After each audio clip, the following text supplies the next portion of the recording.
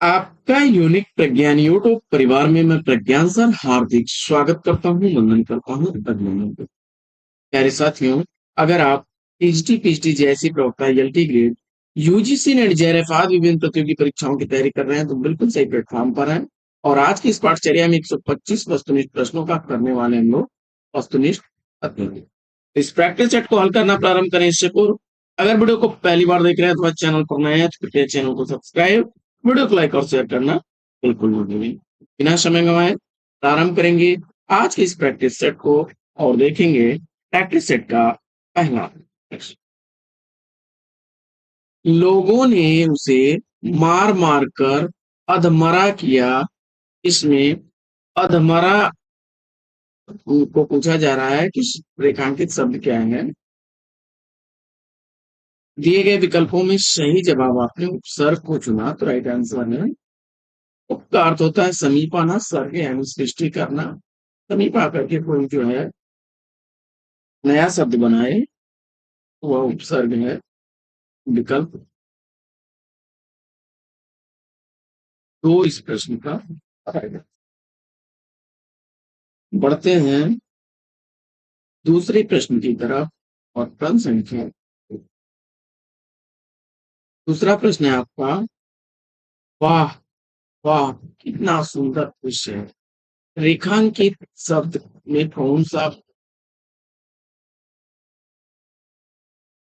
ये जो वाह वाह है इसमें पूछा जा रहा है अपने आपसे और जवाब में आपने सेलेक्ट कर लिया हर्ष बोधक काव्य है। विकल्प ए के साथ प्रश्न संख्या 3।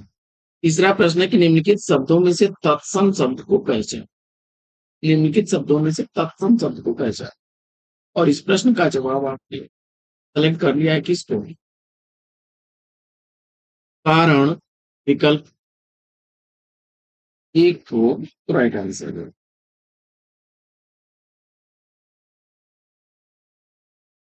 प्रश्न संख्या 4। चौथा प्रश्न आपका है कि जिन संज्ञाओं से एक ही प्रकार की वस्तुओं अथवा व्यक्तियों का बोध हो उसे क्या कहेंगे। जवाब में आपने जातिवाचक संज्ञा विकल्प 2 का चयन किया राइट आंसर के साथ। बढ़ते हैं प्रश्न संख्या 5 की तरफ। पांचवा प्रश्न आपका क्या है। प्रश्न संख्या 5 है कि वह धीरे धीरे चल रहा है। इसमें धीरे धीरे में पूछा जा रहा है शब्द क्या।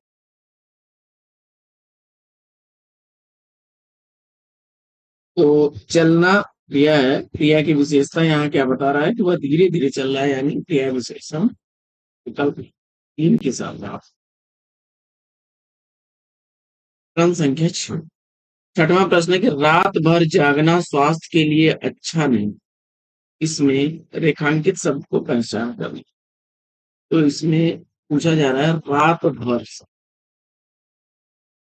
रात भर शब्द जो है क्या है। जवाब में अपने परिमाणवाचक विशेषण है। यह क्या है विशेषण होगा आपका विकल्प दो राइट। प्रश्न संख्या 7। सातवां प्रश्न है कि तुम कहाँ जा रहे हो। वाक्य का प्रकार स्पष्ट किया। यहाँ पर क्वेश्चन मार्क दिया गया है। प्रश्नवाचक के साथ आप सही जवाब करें। अगला प्रश्न है कि निम्नलिखित वाक्यों में से अशुद्ध वाक्य की पहचान।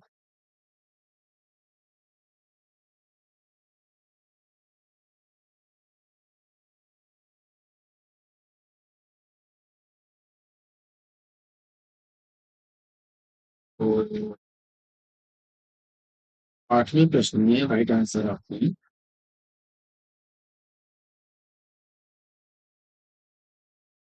क्या चुना।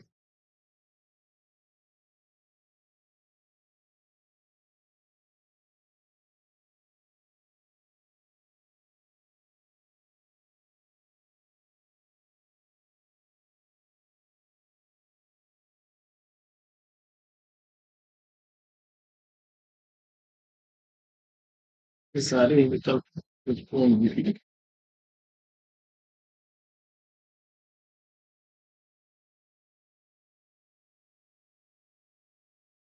अगला प्रश्न।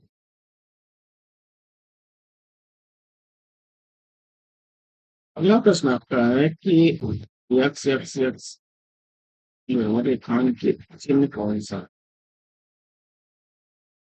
जवाब में लोक सूचक मिला है। प्रत्येक राइट होगी। अगला प्रश्न है, मथुरा और वृंदावन में प्रमुखतः कौन सी बोली बोली जाती है? मथुरा और वृंदावन में बोली जाने वाली बोली ब्रज भाषा है। प्रश्न संख्या 11। 11वां प्रश्न है कि मात्रा के आधार पर स्वर कितने प्रकार के होते हैं? मात्रा के आधार पर स्वरों की संख्या पूछा जा रहा है। प्रश्न संख्या 11 का सही जवाब आपने सेलेक्ट कर दिया किसको? विकल्प तो ह्रस्व और पूर्ण रहेगा। प्रश्न संख्या 12 है कि निम्न में से कौन सा शब्द स्त्रीलिंग है? 12वें प्रश्न का सही जवाब इसको चुनिए आप। आय विकल्प 4 को राइट आंसर के साथ। अगला प्रश्न। अगला प्रश्न आपका है कि सदानंद का संविच्छेद क्या होगा?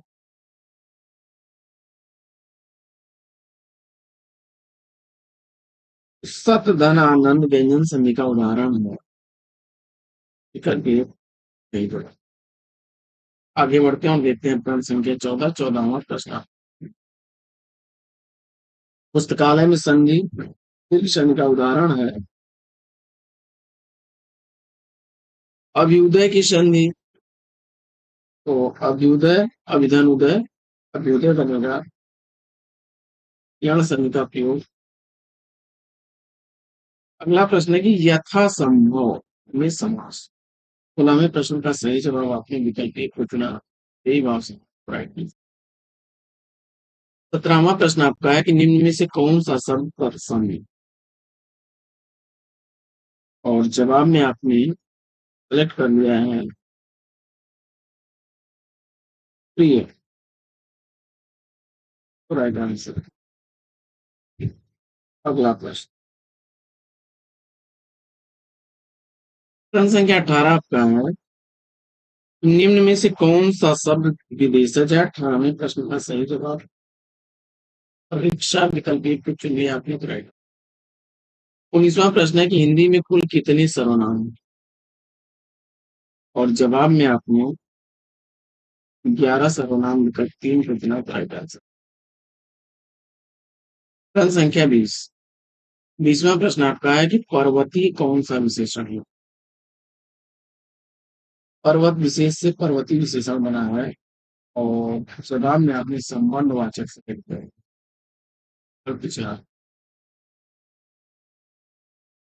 अगला प्रश्न आपका है कि हाय अब मैं क्या करूं? इस वाक्य में विस्मय मोदक शब्द बताइए।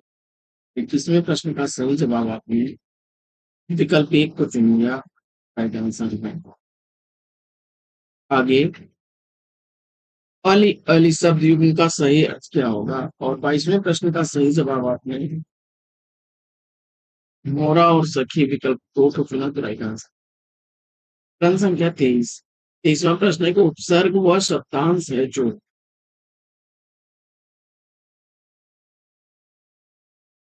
23वें प्रश्न का सही जवाब आपने किसी शब्द के आगे जोड़ता है विकल्प 3 राइट आंसर। प्रश्न संख्या 24। 24वां प्रश्न है कि आसमान फट जाना मुहावरे का सही अर्थ क्या हो? और 24वें प्रश्न का सही जवाब आपने अचानक आफत आ पड़ना विकल्प 4 को चुन लिया तो राइट आंसर। प्रश्न संख्या 25। 25वां प्रश्न है कि स्वावलंबी होने के लिए सही मुहावरा क्या करेगा? और इस प्रश्न का जवाब आपने ना पैरों पर खड़ा होना विकल्प 3 को तो राइट आंसर। प्रश्न संख्या 26 है आपका कि ब्रज हिंदी की किस उपभाषा के अंतर्गत आती है? ब्रज भाषा पश्चिमी हिंदी के अंतर्गत आने वाली भाषा है विकल्प 3 राइट। प्रश्न संख्या 27 है कि उसने कहा था कहानी के लेखक कौन है? प्रश्न संख्या 27 का राइट आंसर विकल्प 2 को चुन लिया आपने चंद्र शर्मा बनेगी तो राइट आंसर। उर्वशी किसका काव्य है? प्रश्न संख्या 28 का सही जवाब आप नामधारी सिंह दिनकर का तीर को चुना तो राइट आंसर। प्रश्न संख्या 29 है, इसका प्रयोग सदैव बहुवचन में होता है?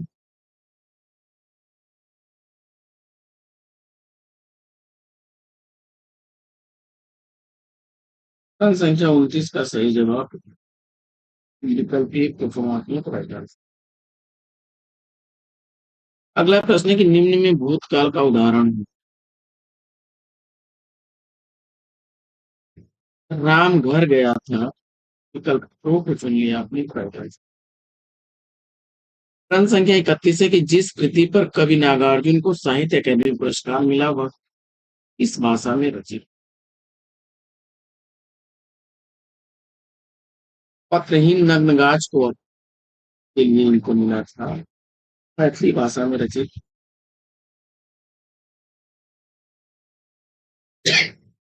पत्र विकल्प चार राइट आंसर।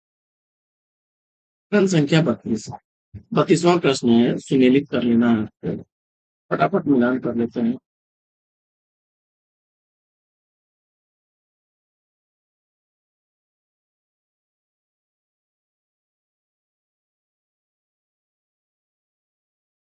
निर्मला, निर्मला विधा के देश से क्या है?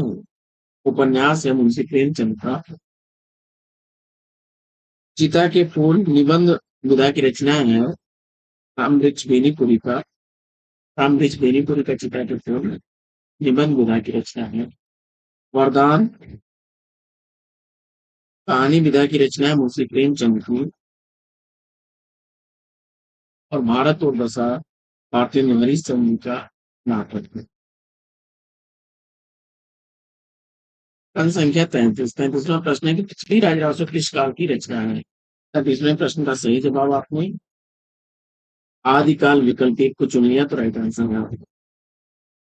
34वां प्रश्न है आपका, मैथिली शरणगुप्त जी की पहली उल्लेखनी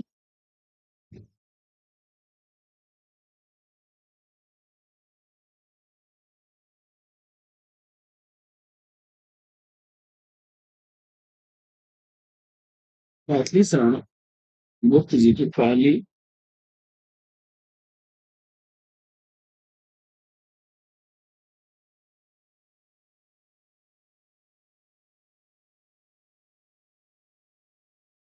मैथिली शरण गुप्त जी की पहली उल्लेखनीय रचना हेमंत किस भाषा में रची गई थी? 34वें प्रश्न का सही जवाब सरस्वती पत्रिका में प्रकाशित 1905 ईस्वी की यह रचना जो है खड़ी बोली की है। विकल्प ए राइट आंसर। प्रश्न संख्या 35, 35वां प्रश्न आपका है कि हिंदी साहित्य के इतिहास के सर्वप्रथम लेखक का हिंदी साहित्य का इतिहास लिखने वाले इसमें गार्साद और कासिम महोदय हैं। विकल्प चार right answer। आगे बढ़ते हैं और देखते हैं प्रश्न संख्या 36वां प्रश्न आपका है कि प्रयोगवादी कवि के रूप में कौन से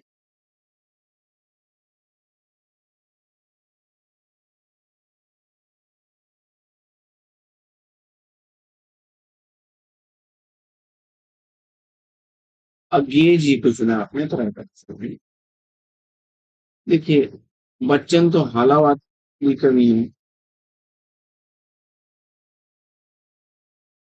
हयावादी कवि है निराला जी, और नागार्जुन प्रगतिवादी कवि है।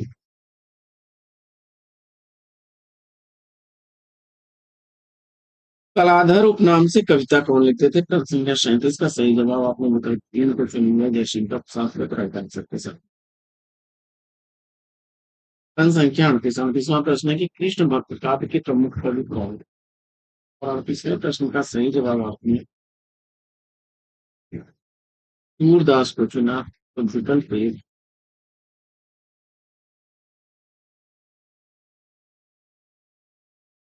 रीत काल में वीर रस के कवि कौन है? जवाब में आपने सेलेक्ट कर लिया है भूषण को तो राइट आंसर है। शिवाजी और राजा छत्रसाल के ये दरबारी कवि थे और इन्होंने जो है शिवाबाऊ ने शिवराज भूषण जो है रचनाएं की। अपभ्रंश में कृष्ण काव्य के प्रणेता कौन? अपभ्रंश में कृष्ण काव्य के प्रणेता इसमें से कौन है? जवाब में आपने पुष्पदंत को चुना आपने तो विकल्प एक हो जाएगा। प्रश्न संख्या 41 है कि हिमाद्रि तुंग श्रृंग से प्रबुद्ध शुद्ध भारत की सोन प्रभा समुज्ज्वला प्रखंड प्रताप भारती रस पूछा जा रहा है। इसमें रस आपने की रस चुना है इसमें विकल्प है। प्रश्न संख्या 42 आपका है कि आखिया हरिदर्शन की बेटी कैसे रहे भूप रसराजी ये बतिया सुनरी थी। 42वें प्रश्न का सही जवाब आपने विकल्प 3 को चुना। राइट आंसर हो जाएगा ये होगा। अगला प्रश्न है कि अति मलिन विषभानु कुमारी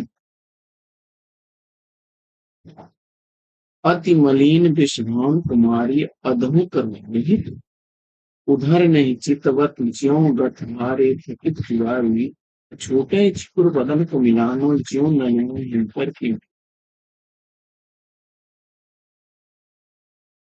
इसमें पूछा जा रहा है कौन सा रस है? प्रश्न संख्या 43 में सही जवाब आपने क्या चुना? वियोग श्रृंगार विकल्प 3 राइट आंसर। अगला प्रश्न है कि काव्य में कितने रस माने जाते हैं?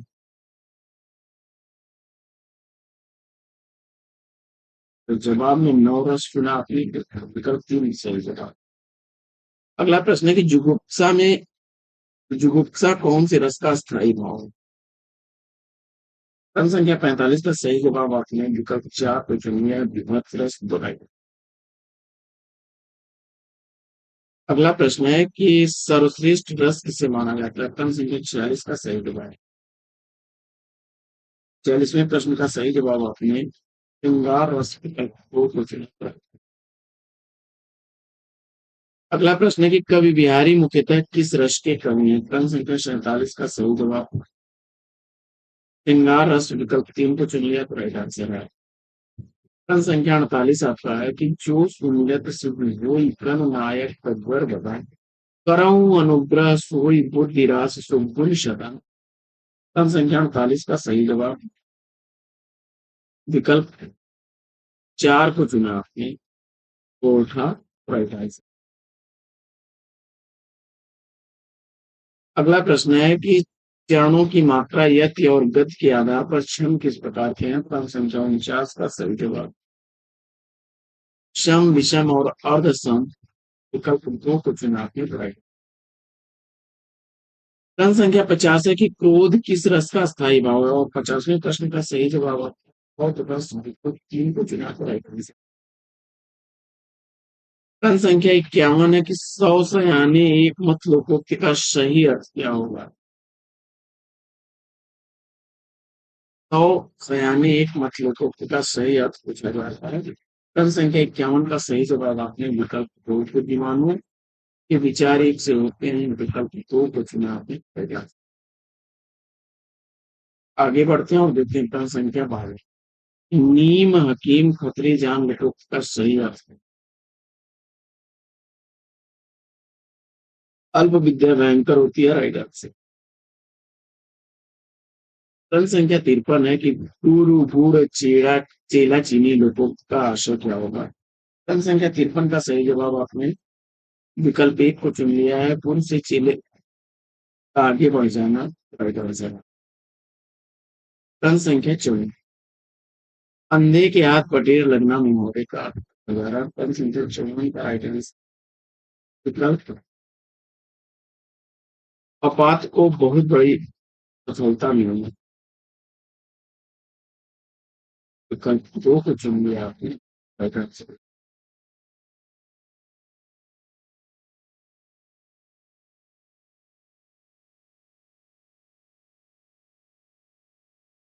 विकल्प को सही जगह। आगे बढ़ते हैं और देखते हैं प्रश्न संख्या 55 को।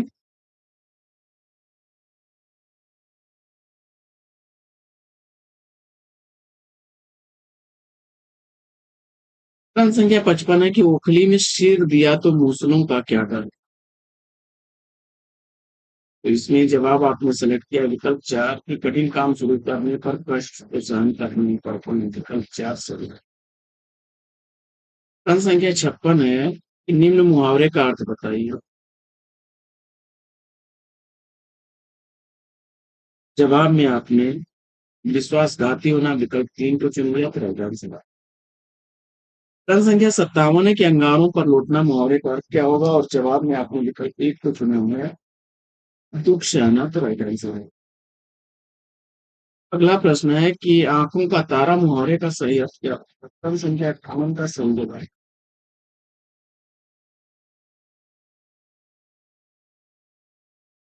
प्रिय होना विकल्प 2 को चुना तो राइट आंसर।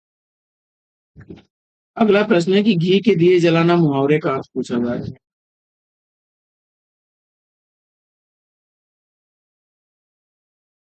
घी के दिए जलाना मुहावरे का अर्थ क्या होगा और जवाब में आपने सेलेक्ट कर लिया है इसको विकल्प 3 को राइट आंसर।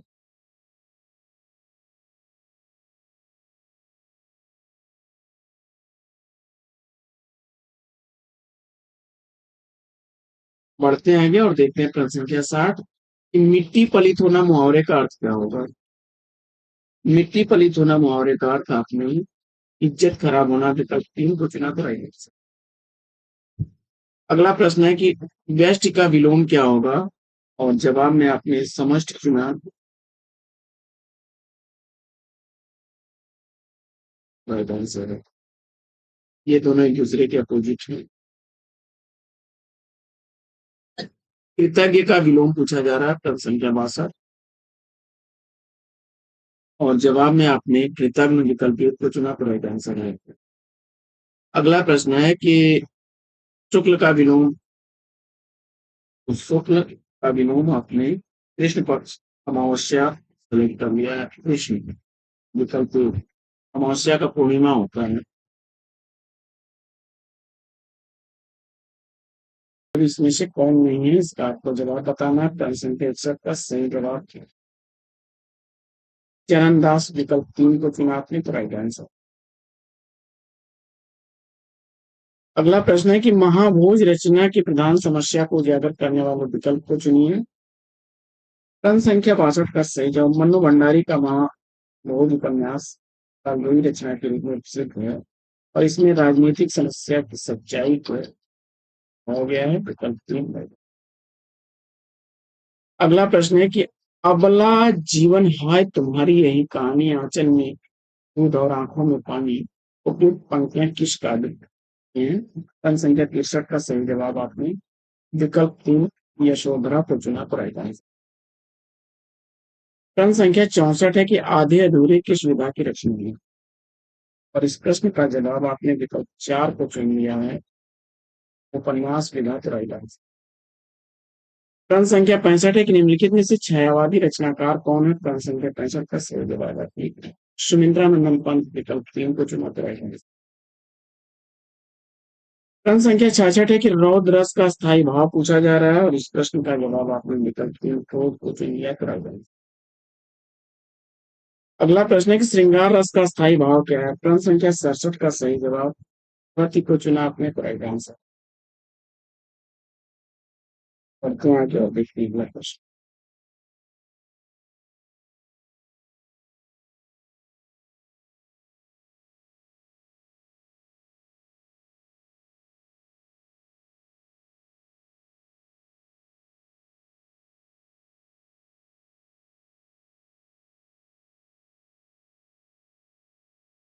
रौद्र रस का स्थायी भाव पूछा जा रहा है आपसे। प्रश्न संख्या 66 का सही जवाब क्रोध को चुना आपने तो विकल्प 3 राइट आंसर। श्रृंगार रस का स्थायी भाव क्या होगा। श्रृंगार रस का स्थायी भाव आपने किसको चुन लिया था तो विकल्प 4 राइट आंसर। वीर पुत्र को जन्म देने वाली वाक्यांश के लिए एक शब्द क्या बनेगा। प्रश्न संख्या आंसर का सही जवाब आपने विकल्प वीर प्रसू को सेलेक्ट किया वह स्त्री जो वीर संतान उत्पन्न करे विकल्प 3 थी। अगला प्रश्न, सर्वश्रेष्ठ रस किसे कहा जाता है? तो श्रृंगार रस को रसराज कहा जाता है। विकल्प फोर राइट आंसर। अगला प्रश्न है कि छंद कितने प्रकार के होते हैं? क्रम संख्या 70 का सही जवाब। तो मुक्तक छंद होता है, मात्रिक छंद, वाणिक छंद। वाणिक छंद, वाणिक छंद होता है, मुक्तक छंद होता है, और मात्रिक छंद होता है।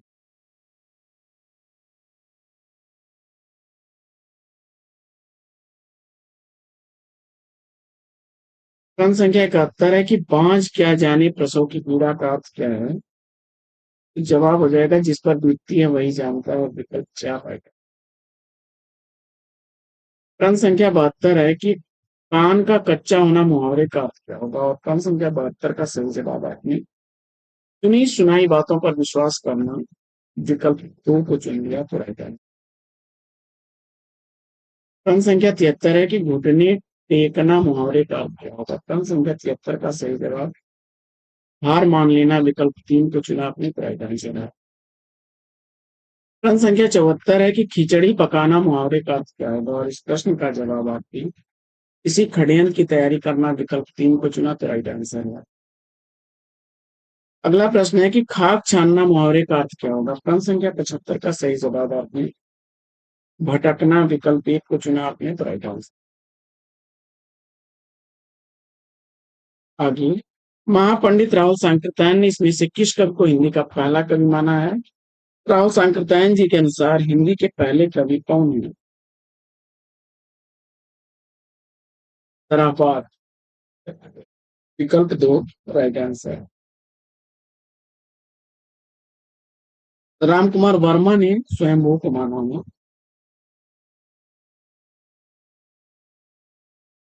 स्वयंभू को राम कुमार वर्मा ने।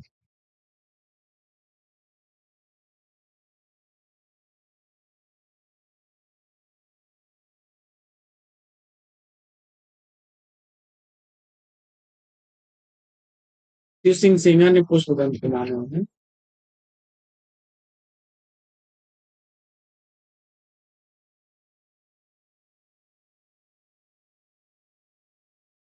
कबीर की अपेक्षा खुसरो का ध्यान बोलचाल की भाषा की ओर अधिक था, या कथन किसका है? आचार्य शुक्ल उत्तर सुनकर के राइट आंसर दिया है। अच्छा, प्रश्न संख्या 78 है कि जैसी पहले कवि हैं शुद्धि बाद में किसका कथन है? प्रश्न संख्या 78 का सही जवाब विकल्प तीन को चुनाव है, विजय देवनारायण शाही को तो राइट आंसर। अगला प्रश्न है कि निम्नलिखित में से रीति मुक्त कविता की विशेषता कौन सी है? और प्रश्न संख्या 79 का सही जवाब आपने सोचने का बाद विकल्प एक को चुना तो राइट आंसर हो। अगला प्रश्न आपका है कि मृणाल किस उपन्यास का प्रमुख पात्र है? और प्रश्न संख्या 80 का सही जवाब त्याग पत्र उपन्यास को चुन लिया आपने आंसर के। पढ़ते हैं आगे और देखते हैं क्या।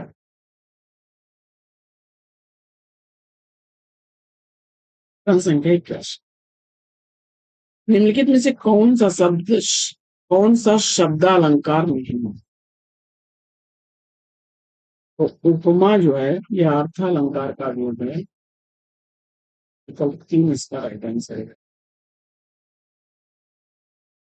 रचनाओं को, ग्रंथों को उनके लेखों के साथ सुमेलित कर रहे हैं, फटाफट दीवान करते। सागर लहरी सरावली सूरदास की रचना है। प्रेम वाटिका प्रस्थान की रचना है।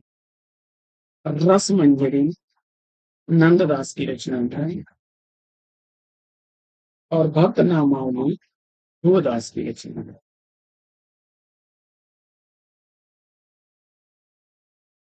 आगे बढ़ते हैं और देखते हैं अगला प्रश्न।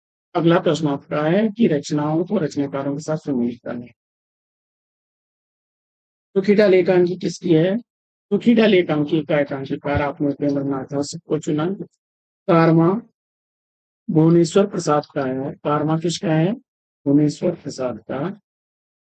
बादल की मृत्यु, बादल की मृत्यु राम कुमार वर्मा जी की है। और एक बूंद जयशंकर प्रसाद।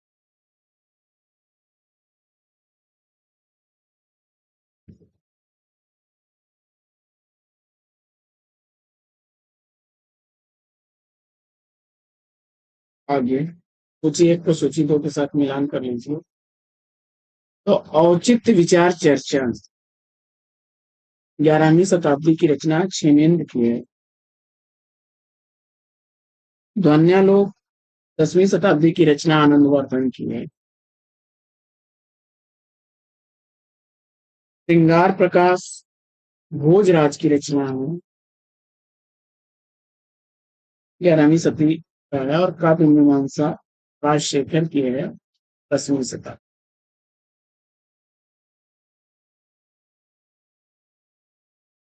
आगे आलोचना ग्रंथों को उनके लेखों के साथ सम्मिलित कर लेना। हिंदी साहित्य के 80 वर्ष शिवदान सिंह चौहान का है। शब्द और मनुष्य, शब्द और मनुष्य किसका है? या परमानंद श्रीवास्तव का है।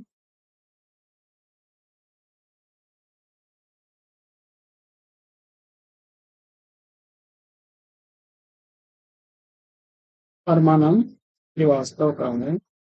अज्ञेय वागार्थ वैभव रमेश चंद्र शाह का है। लोकवादी तुलसीदास विश्वनाथ त्रिपाठी का है।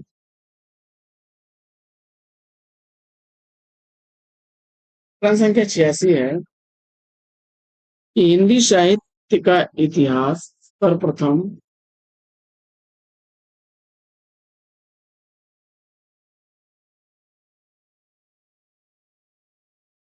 हिंदी साहित्य का इतिहास सर्वप्रथम किस भाषा में लिखा गया था?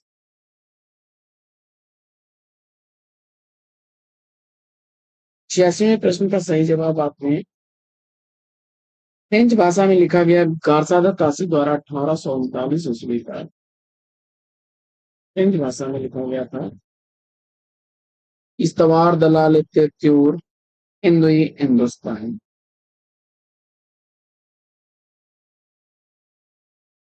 अगला प्रश्न, पंडिय अल सत बखाणे देहै बुद्ध बसंत में जाने इस काव्य पंक्ति के रचनाकार कौन है? क्रम संख्या 87 का सही जवाब आप इसको चुनिए। विकल्प एक को राइट आंसर है शराब का। 88वां प्रश्न आपका है कि रीत काल के किस कवि ने अपनी कविताओं में ऋतुओं त्योहारों के साथ जीवन को खूबसूरती के साथ मिलाया है? तो क्रम संख्या 88 का सही जवाब विकल्प 4 का चुन लिया आपने, पद्मा तो करेगा। अगला प्रश्न है आपका कि निम्नलिखित में से कौन सी रचना देव की नहीं है? और क्रम संख्या 89 का सही जवाब कविकुल कल्प तरु विकल्प एक तो चुन लिया तो राइट आंसर।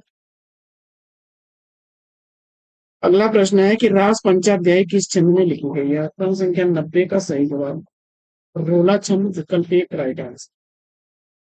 अगला प्रश्न है कि युग धारा की रचयिता कौन है? क्रम संख्या 91 का सही जवाब नागार्जुन विकल्प 3 को चुना आपने तो राइट आंसर।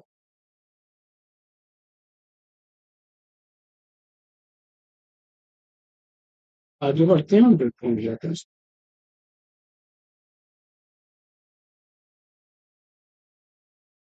अगला प्रश्न है कि बीती विभावरी जागरी अंबर पनघुट में डुबो रही तारा घटुसा नागरी उपयुक्त पंक्तियां जयशंकर प्रसाद के किस काव्य संग्रह में संकलित हैं? सन संख्या 92 का सही जवाब आखिरी 1913 ईस्वी का प्रकाशित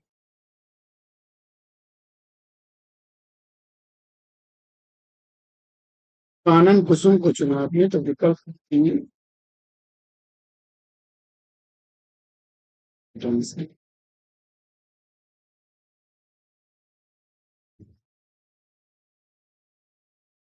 आगे बढ़ते हैं और देखते हैं।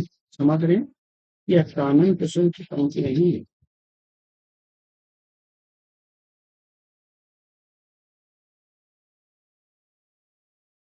बीती विभावरी जागरी अंबर अंबर पनघट में डुबो रही तारा घटुसा नागरी लहर की है विकल्प 4 इसका। लहर 1933 ईस्वी की प्रकाशित रचना है। आनंद कुसुम 1913 ईस्वी की प्रकाशित रचना है। झरना 1918 ईस्वी की प्रकाशित रचना है।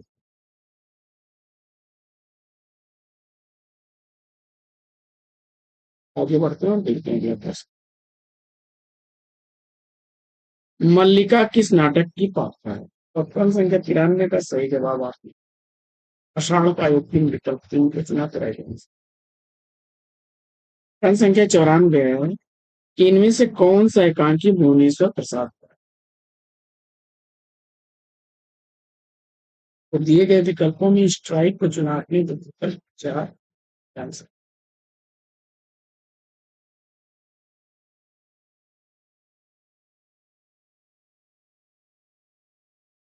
लक्ष्मी का स्वागत उपेंद्र नाथ ट्रस्ट की है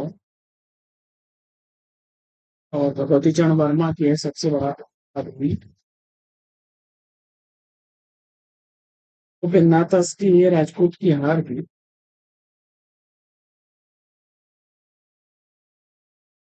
अगला प्रश्न आपका है कि जादुई यथार्थवाद शब्द का सबसे पहले प्रयोग किसने किया?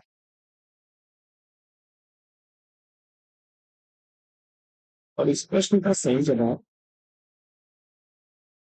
प्रश्न संख्या 95 का आंसर है सिंह महोदय को चुना आपने। सिंह बोल विकल्प 3 बाई। अगला प्रश्न है आपका कि भारतीय काव्य शास्त्र में रसगत दोषों की संख्या कितनी मानी गई है? विकल्प 2 को चुना आपने पड़ेगा। अगला प्रश्न है कि जन्म काल के अनुसार कवियों का सही अनुक्रम है।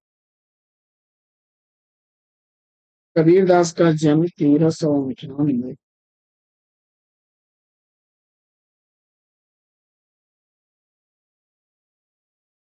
कबीर दास का 1398। गुरु नानक का जन्म 1469 ईस्वी। दादू दयाल का 1544 और मनुक दास का 1554। यानी कबीर नानक दादू मलिक। कबीर नानक दादू विकल्प 3 इसका उत्तर है। रचना काल के आधार पर रचनाओं का संयम है।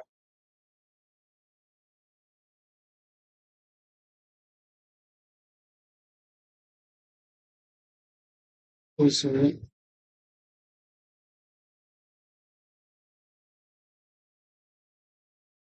रसिक प्रिया फिर का विकल्प तरुण ललित ललाम उसके बाद अलंकार मांगा है।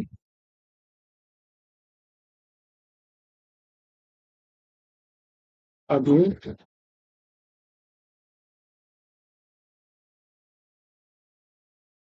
कृतियों का सही अनुक्रम और वसी झरना आंसू लहर विकल्प 3 इसका राइट आंसर हो जाएगा। अगला प्रश्न है आपका कि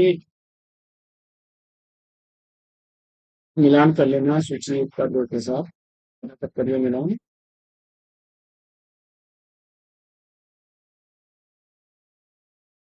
रस सारांश भूषण का धनानंद का है इश्क लता सूरत मिश्र का है रस रत्नाकर और मथुराम का है रसराज।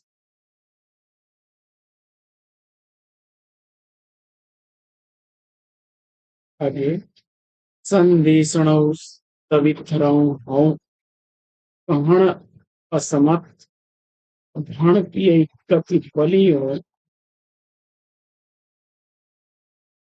बलियडौ डई देवी समाना।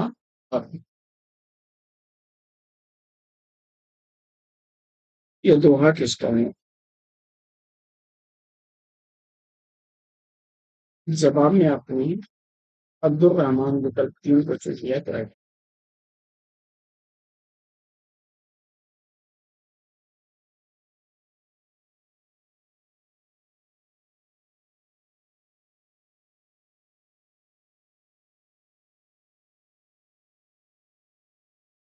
संदेश राशक से है अब्दुल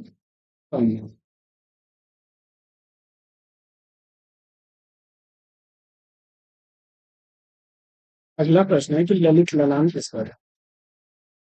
ललित ललाम मतीराम डायग्राम से।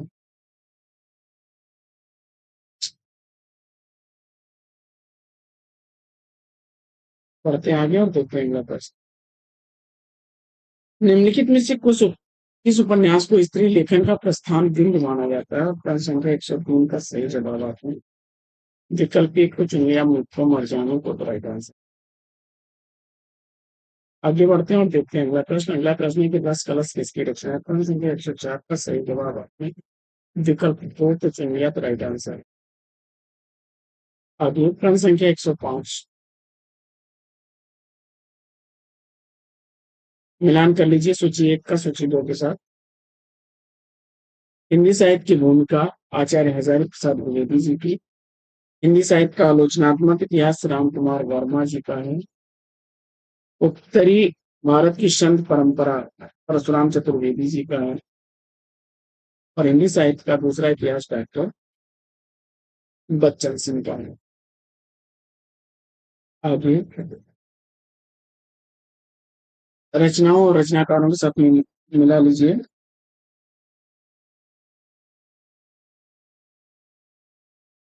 काव्य प्रकाश चिंतामणि मतीराम का है। रसराज भूषण का है। शिवा पावनी रसलीन का है अनु दर्पण।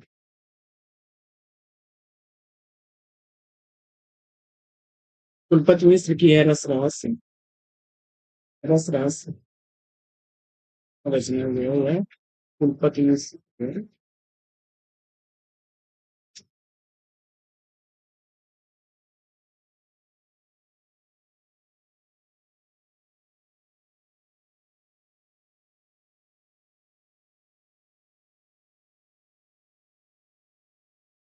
अगला प्रश्न है कि निम्नलिखित एकांकियों को उनके एकांकी कारों के साथ सुमेलित करिए। क्रम संख्या 107 का सही जवाब पहले मिलान कर लीजिए। जो उपेंद्रनाथ अष्ट की है। शिवाजी का सच्चा स्वरूप सेठ गोविंद दास की है। प्रतिभा का विवाह भुवनेश्वर प्रसाद की है। पृथ्वीराज की आंखें राम कुमार वर्मा की। अगला प्रश्न है आपका कि इनमें से कौन सा युग्म अघोष ध्वनि है? क्रम संख्या 108 का सही जवाब आता है विकल्प 3 को चुन लिया तो राइट आंसर है। अगला प्रश्न है कि हिंदी साहित्य के रीत काल का श्रृंगार काल नाम किसने दिया है? हिंदी साहित्य के रीत काल को श्रृंगार काल किसने कहा है? क्रम संख्या 109 का सही जवाब आपने विकल्प विश्वनाथ प्रसाद मिश्र विकल्प 3 के चुने तो राइट आंसर है। आगे इस रासो काव्य की कथा का वर्णन सुख सुखी के द्वारा किया गया है। तो आचार्य हजारी प्रसाद द्विवेदी जी ने पृथ्वीराज रासो की रचना को सुख सुखी संवाद के रूप में मानी है। विकल्प एक राइट आंसर। अगला प्रश्न है कि संत मत के अलावा शब्द या शब्द का प्रचलन किस पंथ में हुआ? तो नाथ पंथ विकल्प 3 राइट आंसर। अगला प्रश्न है आपका कि निम्नलिखित में से कौन सा ब्रह्म संप्रदाय का प्रवर्तक है? क्रम संख्या 112 का सही जवाब मध्वाचार्य को चुना आपने तो राइट आंसर है।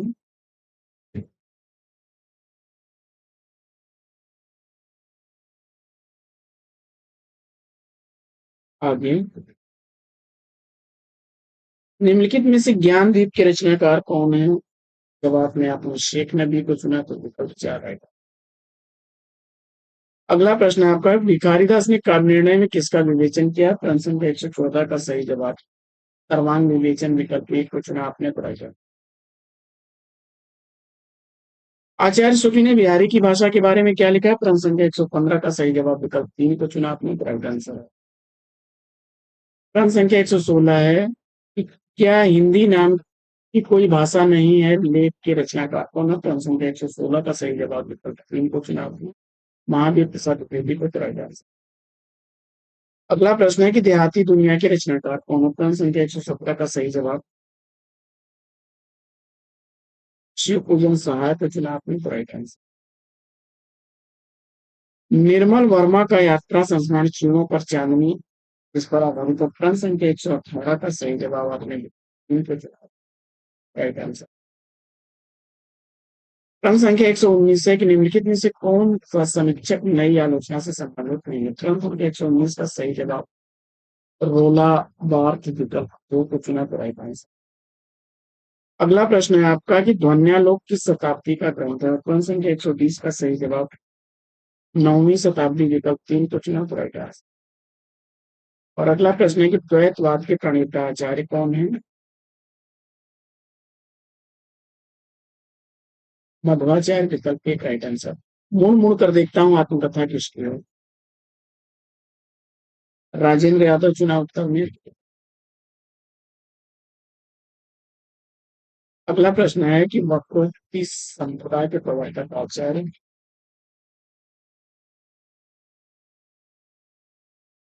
आचार्य कुंतक को चुना आपने। तो राइट आंसर। रचना काल की दृष्टि से कर्मों का संयम कर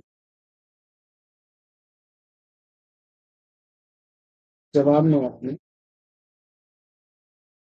स्वयंभू पुष्पदंत और आहद महान हेमचंद्र विकल्प 3 को चुना। तो राइट।